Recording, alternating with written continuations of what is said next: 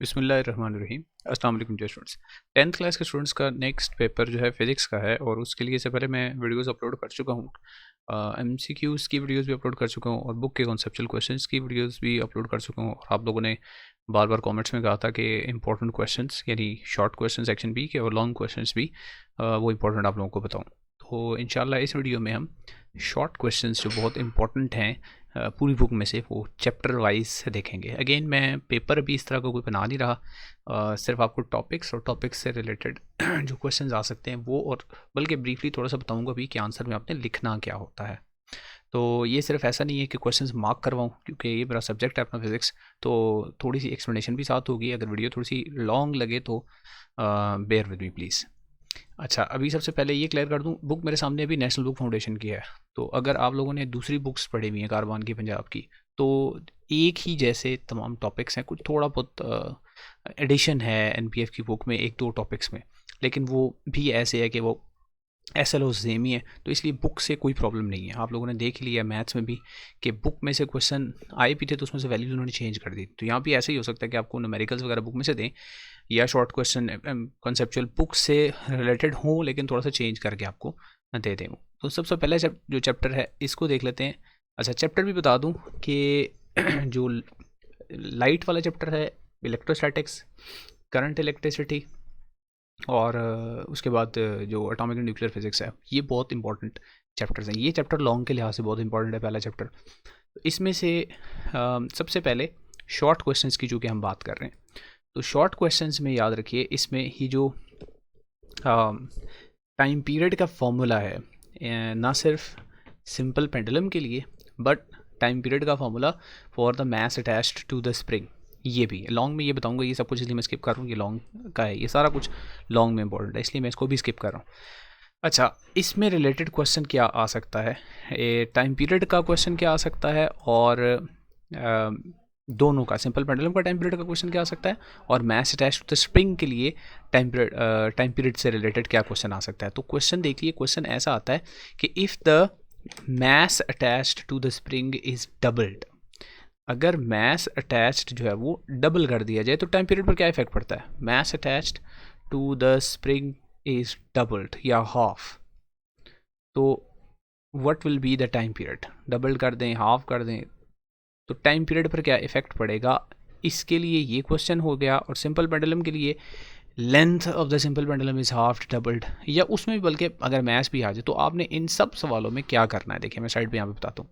अगर तो mass attached to the spring system का सवाल है, सबसे पहले आपने फार्मूला लिखना है T equals to 2 pi square root m over k, ये फार्मूला लिख देना है, ठीक है जी। अब मैथ्स को हाफ किया, डबल किया, जो कुछ भी किया, आपने यहाँ बताना है कि नया जो मैथ्स है एम डैश, नया मैथ्स वो पुराने वाले मैथ्स का लेट से डबल हो गया, तो उसको 2 इंटू m1 कर देते हैं, ठीक है। अब फार्मूला भी आप टी से आपने कर देना है, टी डैश या t1 कर देना है। वो फार्मूला क्या होगा, T 2 pi m dash over k root. अब क्या करना है, इधर से m डैश की वैल्यू पुट कर देनी है यहाँ पे 2m1, तो t dash equals to 2 pi square root of m dash की जगह पे आपने पुट कर देना है 2 इंटू m1 ओवर के। अब अगर आप गौर करें, यहाँ पर है 2 पाई m1 ओवर के, यहाँ पर भी है 2 पाई m1 ओवर के, ठीक है जी। ये जो 2 है ये साथ फालतू है, तो ये जो रूट वाला 2 है ये बाहर निकाल दें, तो t डैश इक्वल्स टू ये जो रूट 2 है ये बाहर आ जाए, अंदर पुराना वाला टाइम पीरियड हो जाए, यानी नया वाला टाइम पीरियड पुराने वाले टाइम पीरियड का अंडर रूट 2 टाइम्स है। तो अगर आप मैथ्स को इधर हाफ कर दें तो नया वाला टाइम पीरियड पुराने वाले टाइम पीरियड का 1 ओवर अंडर रूट 2 टाइम्स है।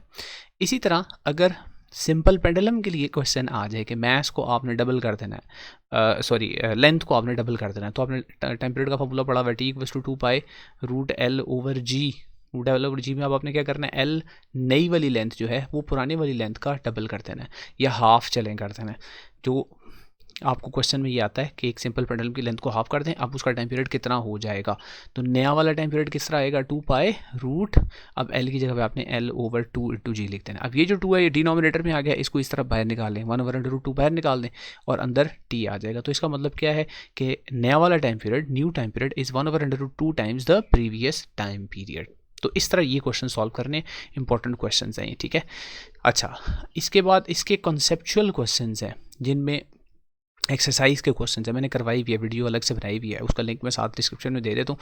उसमें 1-2 क्वेश्चन हैं वो ज़रूर देखने हैं इस चैप्टर में, इन 2 टॉपिक्स से रिलेटेड, ठीक है। यानी एक में उन्होंने बताया हुआ है कि वो 2 मैथ्स अटैच टू स्प्रिंग्स हैं, उनकी स्पीड पे क्या फ़र्क पड़ेगा, नहीं ऐसे क्वेश्चन हैं जो कंसेप्चुअल क्वेश्चन एक्सरसाइज के हैं, ठीक है।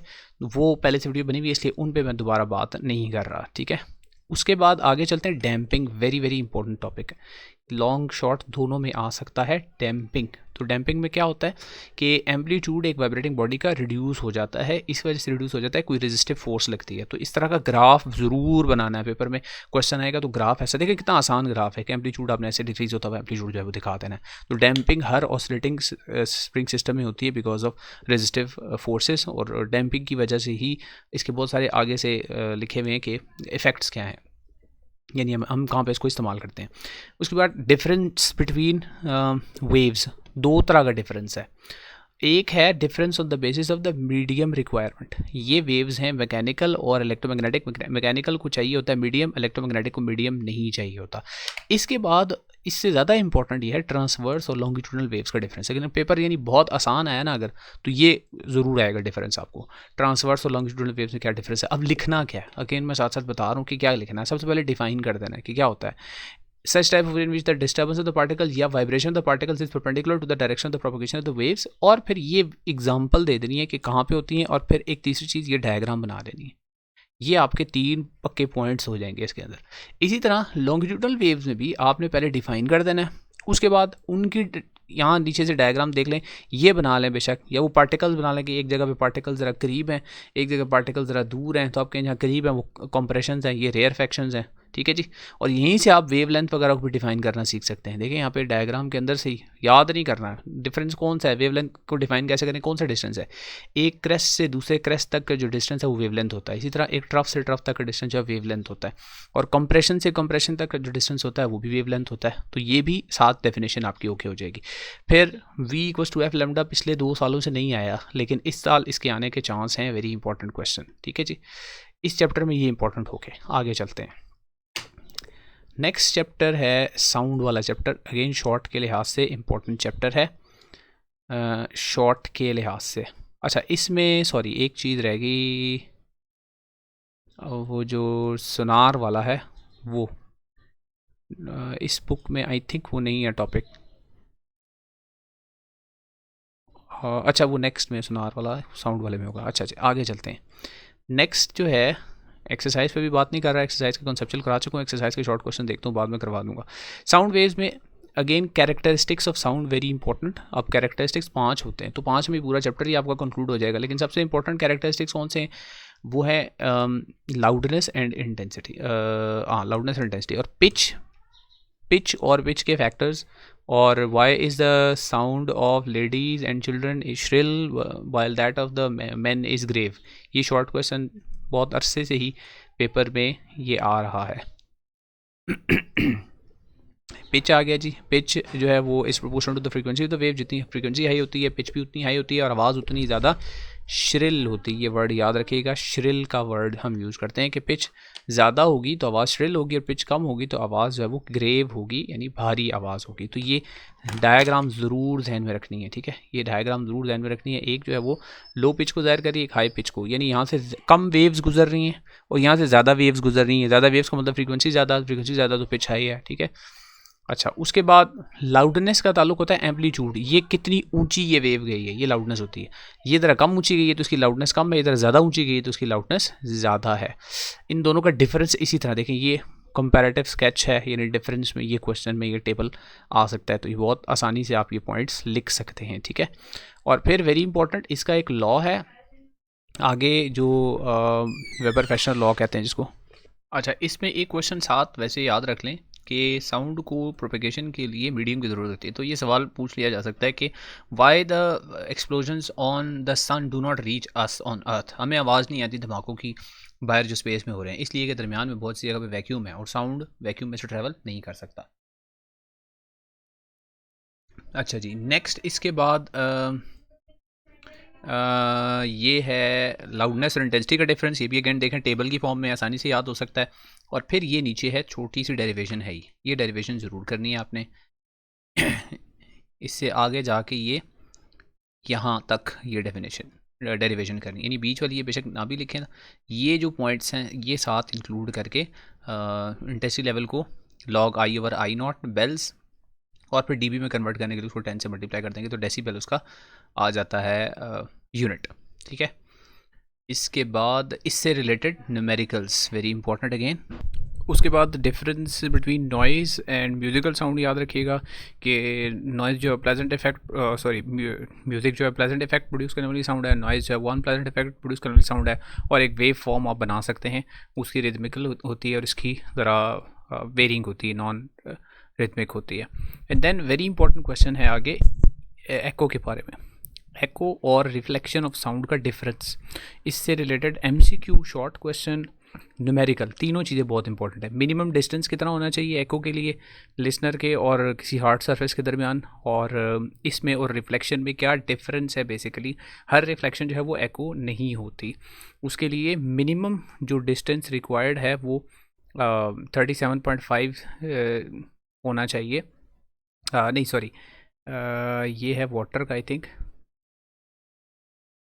वो यहाँ नीचे लिखा हुआ है, ये वाला पैराग्राफ है इसमें कि minimum required distance for production of echo is 1/20th value of the speed of sound, यानी वो 16.6 मीटर्स है वो होना चाहिए। जो इससे ऊपर वाटर वाला लिखा है वो depth of any substance in water find, यानी किसी भी चीज़ की पानी में डेप्थ कितना गहराई पे है वो फाइंड करने के लिए हम एको का मेथड यूज़ कर सकते हैं। तो ये फार्मूला ही यूज़ होता है जो इसमें स्पीड का फार्मूला लगा के हम डिस्टेंस को सब्जेक्ट बना के फाइंड आउट कर लेते हैं। तो ये बहुत इंपॉर्टेंट क्वेश्चन है, एको का इस चैप्टर में ज़रूर करना है। जैसे ये इसकी एप्लीकेशन में यही चीज़ शामिल है कि जो चीज़ें समंदर की गहराई में होती हैं उनको एको के ज़रिए हम उनकी डेप्थ फाइंड आउट कर सकते हैं। नेक्स्ट इसके बाद अगले चैप्टर की तरफ चलते हैं, बहुत इंपॉर्टेंट चैप्टर है अगला, perhaps one of the most important chapters, और वो है लाइट का या ज्योमेट्रिकल ऑप्टिक्स का चैप्टर है। इसमें से शॉर्ट में भी क्वेश्चंस आते हैं और लॉन्ग में भी। अभी MCQs की पिछली वीडियो में एक MCQ मैंने देखा था, एंगल ऑफ इंसिडेंस और एंगल ऑफ रिफ्लेक्शन का आया हुआ था, बहुत ही आसान था, लेकिन बहरहाल देख लें इसमें से आसान भी आ सकता है और थोड़ा सा टफ़ क्वेश्चंस भी आ सकते हैं। टफ़ क्वेश्चन में क्या आ सकते हैं कि ये स्टूडेंट्स जो हैं ये जो रेडियस ऑफ कर्वेचर और फोकल लेंथ का रिलेशनशिप है ये जहन में नहीं रख पाते, या इनकी डेफिनेशन जहन में नहीं रख पाते, या कोई ऐसी डायग्राम दे दी जाती है जिसमें से आपको कैलकुलेट करना पड़ता है एंगल ऑफ इंसिडेंस या एंगल ऑफ रिफ्रैक्शन। लेकिन सबसे पहले देखते हैं कुछ कॉमन क्वेश्चंस पहले क्या आ सकते हैं।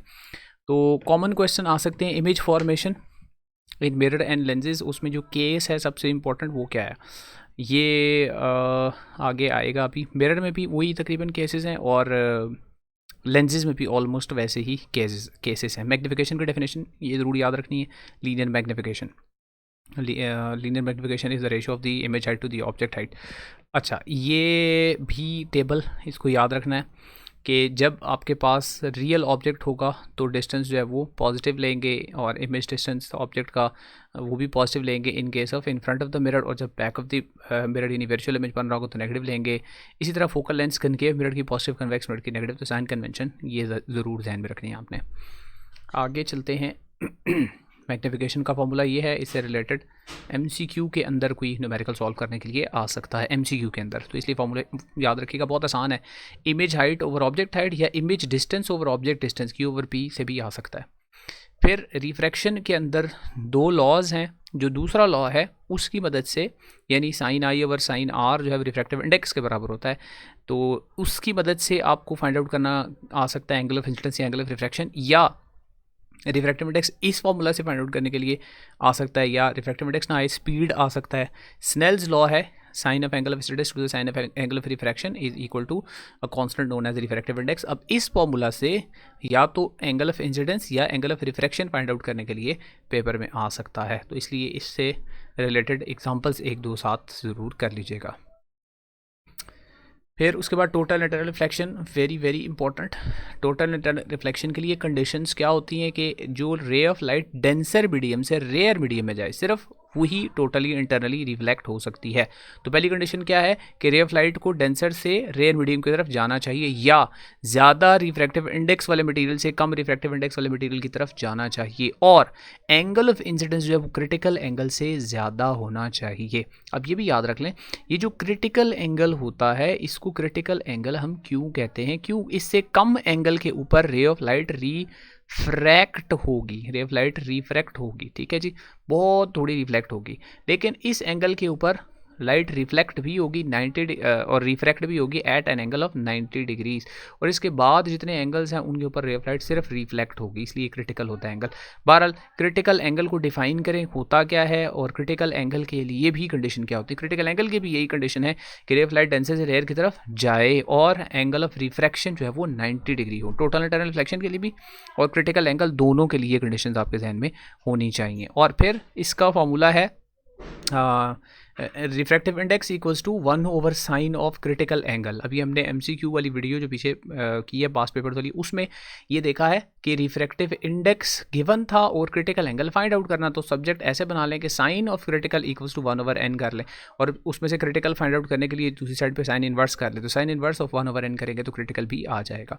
तो इसलिए ये बहुत इंपॉर्टेंट हैं ये टॉपिक्स। फिर इसकी एप्लीकेशंस अगर पूछी जाए तो ऑप्टिकल फाइबर सबसे कॉमन है। ऑप्टिकल फाइबर के अंदर ये ऑब्जेक्टिव के अंदर एक दो दफ़ा आ चुका है, क्लैडिंग को लेबल करें या जो हिस्सा लेबल्ड है ये क्या है, क्लैडिंग है या कोर है, और किसका रिफ्रैक्टिव इंडेक्स ज़्यादा है और किसका रिफ्रैक्टिव इंडेक्स कम है। तो याद रखें रे ऑफ लाइट यहाँ से बाहर जा रही है तो ये रिफ्रैक्टिव इंडेक्स ज़्यादा होना चाहिए और क्लैडिंग का रिफ्रैक्टिव इंडेक्स है वो कम होना चाहिए for total internal reflection to be possible.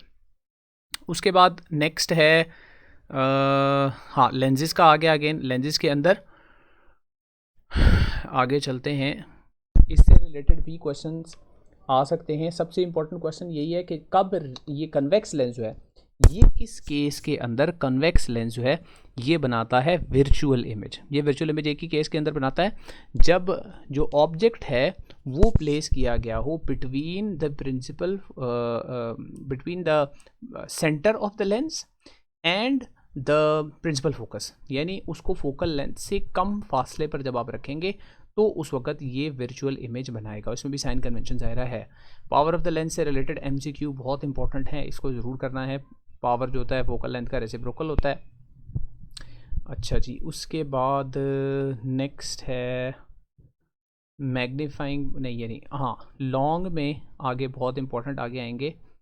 चलिए लॉन्ग की अभी हम बात नहीं कर रहे, अभी हम सिर्फ शॉर्ट की ही बात कर रहे हैं, तो इसलिए लॉन्ग को मैं रहने देता हूँ। यहाँ ये एक अकोमोडेशन की छोटी सी डेफिनेशन है, ये ज़रूर याद रखिएगा कि जो फोकल लेंथ है हमारी आँख के जो लेंस है उसकी वो वेरी हो सकती है, अकोमोडेट करती है वेरियस डिस्टेंसेस पे जब आपने देखना होता है, तो इसको अकोमोडेशन कहते हैं बाय कॉन्ट्रैक्शन और relaxation of the ciliary muscles. और फिर दो किस्म के डिफेक्ट्स हैं, एक शॉर्ट साइटेडनेस है और एक फार साइटेडनेस है। तो इन दोनों को क्योर कैसे करते हैं, मतलब इनको क्योर तो नहीं, मिनिमाइज़ करने के लिए क्या लेंस कौन सा इस्तेमाल करते हैं, शॉर्ट साइटेडनेस के लिए कौन सा करते हैं और फार साइटेडनेस के लिए कौन सा करते हैं। तो इसके लिए कनकेव होता है, दूसरे के लिए कॉन्वेक्स होता है। शॉर्ट साइटेडनेस के लिए कॉनकेव और फार साइटेडनेस के लिए या लॉन्ग साइटेडनेस के लिए कॉन्वेक्स लेंस इस्तेमाल होता है। तो किसी ये मिक्सअप हो जाता है, कोई एक याद कर लें दूसरा ज़रा उसका ऑपोजिट ही होगा। ये लॉन्ग में बहुत इंपॉर्टेंट है, लॉन्ग के लिए बाद में डिस्कस करेंगे दूसरी वीडियो में। अभी अगले चैप्टर की तरफ चलते हैं। और हाँ, लाइट वाले चैप्टर के न्यूमेरिकल्स भी बहुत इंपॉर्टेंट है, याद रखिएगा। और न्यूमेरिकल आप छोड़ नहीं इसलिए सकते कि सेक्शन सी में अगर न्यूमेरिकल आएगा तो वो तो ज़ाहिर है आपको अगर क्वेश्चन अटैम्प्ट किया तो न्यूमेरिकल करना ही पड़ेगा।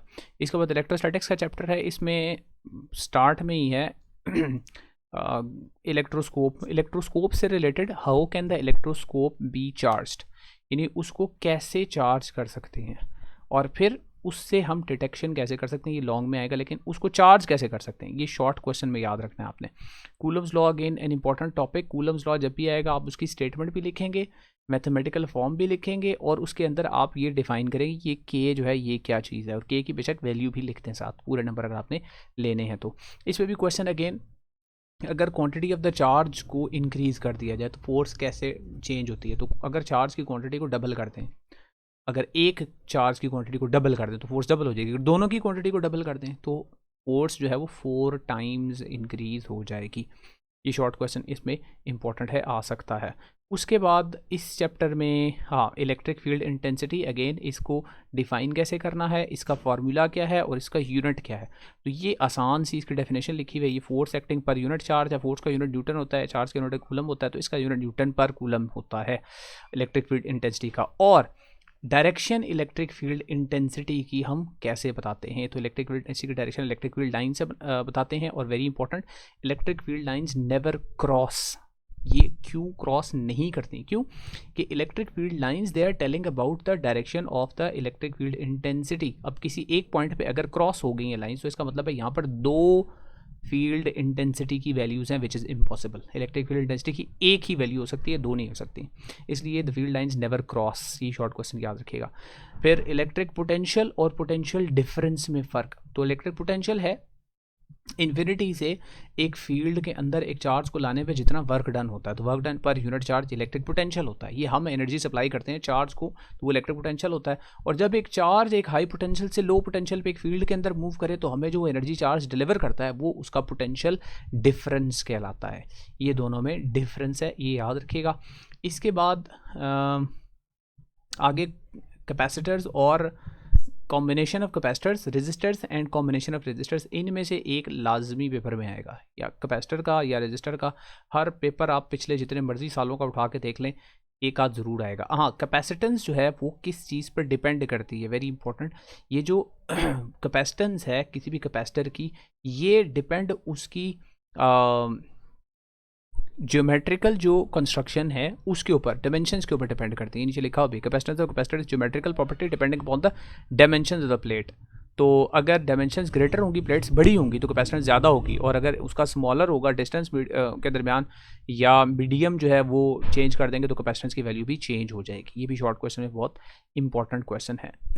फिर कॉम्बिनेशन, जैसे मैंने बता दिया, कॉम्बिनेशन की इक्वेशन कैसे डिराइव करनी है। सीरीज़ में अगर कैपेसिटर्स होंगे तो कैपेसिटर सीरीज़ में लगा दें। आपने क्या करना है, चार्ज को याद रखना है। सीरीज़ के अंदर चार्ज क्यू जो होता है वो सेम होता है। आपने सेम वाली जो क्वांटिटी है उसकी इक्वेशन नहीं बनानी, जो क्वांटिटी डिफरेंट हुई है वो क्या है।